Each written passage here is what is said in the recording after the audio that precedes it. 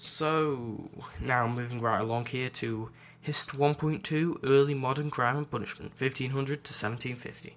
So let's start with a quick overview, not so quick overview. So, social changes. So, it was easier to break the law undetected. There was the creation of the printing press, which led to more education and more reporting on crime. There was a large class divide between the rich and the poor. If there's more people, that means there would be more theft as a crime. A fifth of the population lived in towns and cities, which created more travel and more trade. And as trade grew, merchants and wealthy landowners could become members of the middle class. Another thing about more travel, more trade is stuff such as highwaymen and smugglers. That's how they became crimes, as people could do this. People are travelling, we can steal from them. There is trade, we can get more trade without tax on it. So, religious changes. Many people used science to question the church's power, which did things such as heresy. There was two prominent faiths at this time. It's Catholicism and Protestantism. Protestantism is different from Catholicism. It's a different type of Christianity. There were tensions between the two. Protestants were members of the Church of England, and as monarchs switched, they often changed between the country being Catholic and the country being Protestant, especially between these periods. Henry VIII's divorce led to the Act of Supremacy, where Henry said, "I am the head of the church in England. I am the head of the church," which gave the monarch more power. The monarch could now say anything that once was treason is now heresy, because if you're going against him, you're going against God. I have the power of God and royalty on my side. And then political changes. So the English Civil War from 1642 to 1649 when there was a conflict, Parliament conflicted with King Charles I. King Charles I ended up being executed. He was followed by royalists, and the other people beat them. So, due to the fact that he lost and was killed, the monarchy was abolished, and the entire country was ruled by Parliament for a bit, which would have had a great impact on the laws and how everything was run. Until 1660, when Charles II came around. I think it was Charles I's son, and took the throne. Also in this time, Wales became a part of England, which would stem fighting between the two countries, I suppose.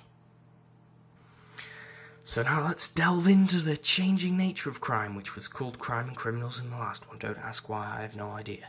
So witchcraft was a prominent crime at the time. It was a law declared in 1542 that witchcraft was illegal. People believed that witches, they had familiars, which were animals that connected them with the devil. Witches were often found and accused due to unexplained deaths. So, say someone died out of nowhere, everyone would blame someone and call them a witch. Witches faced execution. I think they were burned. It was thought that they worked with the devil. One thing that links to witches is Puritans and the heavy amount of religion at the time.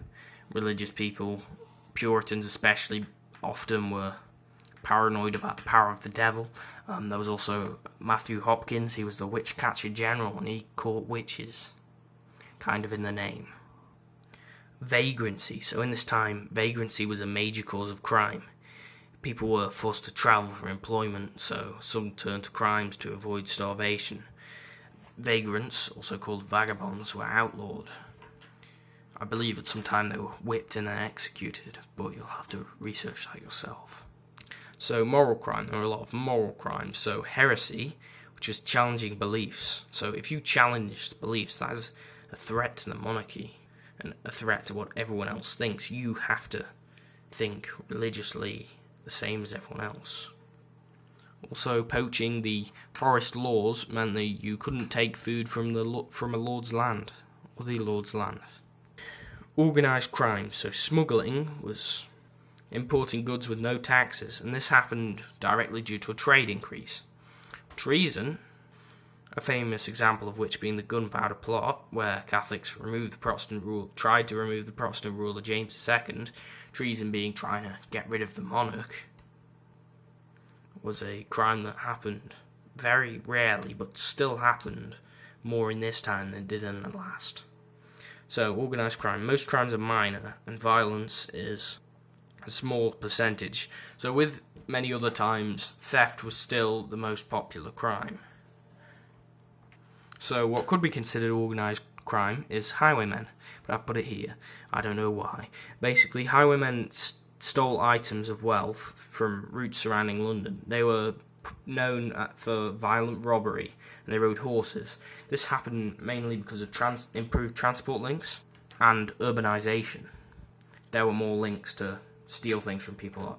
Also, after many wars, people came back. They didn't have a job or anything, so they decided, I know, transferable skills, let's be a highwayman. Okay, enforcing law and order. So the tithings and the young cry still existed. There was still no law enforcement organisation, so no police. There was still the constable who arrested criminals. There were still night watchers, but now they were on a rota, and they were used to deter criminals at night, which they were before.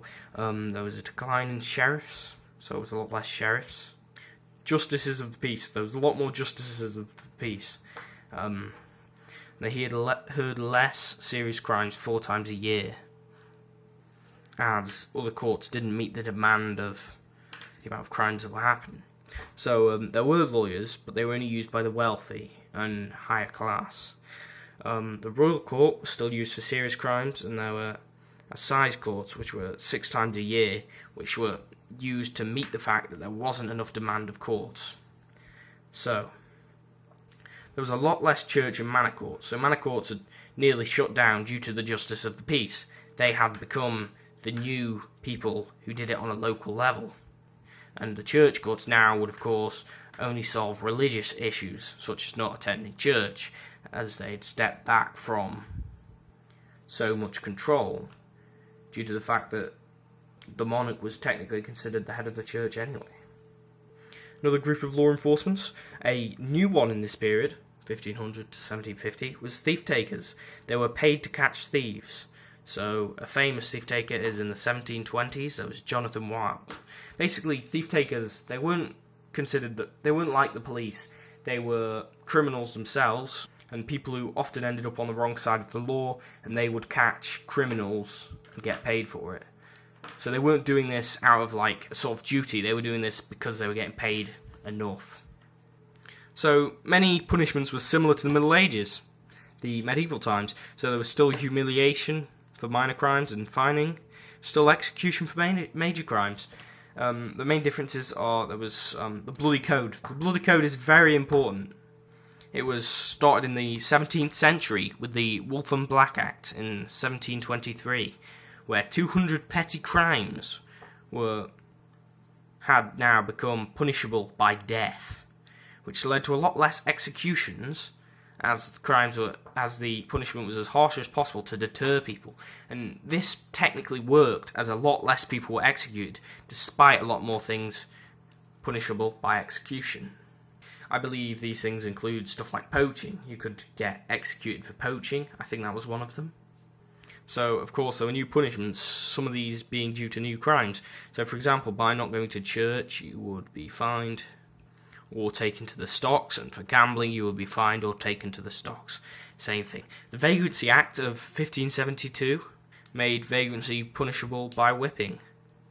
The Jails Act in 1531 meant that JPs, remember, Justice of the Peace, can build prisons to meet demand. So these prisons were called bridewells. They were often used to house vagrants, and there were none before. There were no jails before this time. Another new punishment is transportation.